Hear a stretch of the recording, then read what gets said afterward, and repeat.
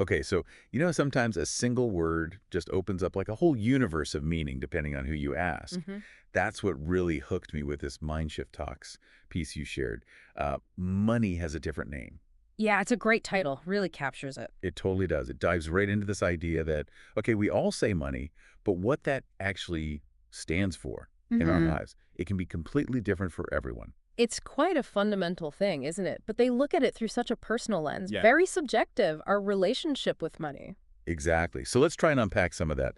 They kick things off suggesting it's not just about the cash, right? Right. They threw out names like freedom, Control, Google Tower. even stress, energy, opportunity, it covers a lot of ground. It really does. And it kind of makes you pause and think, okay, hold on.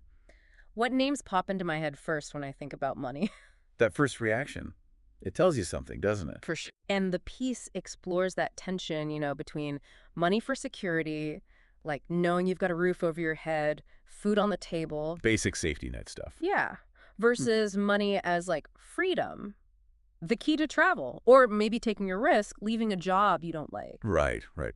Which one feels stronger for you right now? That seems to be the question they're posing. Says a lot about where you are. Definitely. And they don't sidestep the emotional baggage either. No, they went there. How our childhood, our culture, even our sense of self-worth gets tangled up in how we view money. Mm-hmm. Fear and shame came up. Yeah, those are big ones. Powerful feelings often just swirling around our finances, sometimes without us even, realizing it. It makes you reflect, doesn't it? How might those feelings be nudging your decisions? Those emotional roots can run really deep. Super deep and often subconscious, shaping how we act with money. It's about maybe trying to bring those connections to the Then surface. they hit us with that deceptively simple question. What's enough? Huh.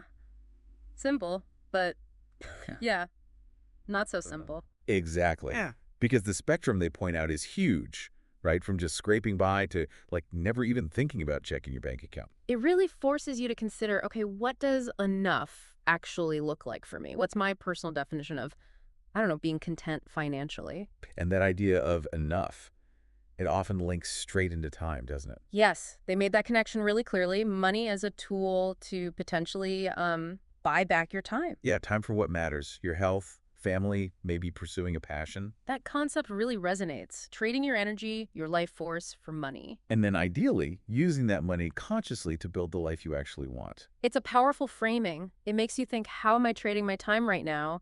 And what would I do if I had more of it? Which circles back to their main question, the real core of it, I think. Mm-hmm. What name does money have in my life? Yeah. They gave examples like, is it peace for you? Is it power? Anxiety? Flexibility, maybe? Recognition? It's such a good exercise, just trying to pin down your own personal association, even the subconscious ones. Because that's the point they land on, isn't it? Understanding that personal name, that meaning. That's the key. It shifts the whole relationship. Yeah. Instead of just, blindly chasing it or avoiding it. You engage with it more purposefully, more intentionally, understanding what that number actually represents to you. Beyond just the digits. Exactly. So wrapping up this dive into money has a different name, Mhm. the big thing is just, wow, how personal and frankly profound our individual take on money really is. Yeah, it stays with you. And it leaves us with those great questions from the original piece. What does money mean to me? Hmm. Seriously. And what do I want it to mean in my life? Those are questions worth sitting with for a while. Definitely. And maybe here's a final thought to chew on. If money really does have such a different name for everyone, think about what happens when we start to understand those different names in others. How might that help us connect, maybe understand their motivations a bit better? That's interesting. Understanding their why behind the money. Yeah.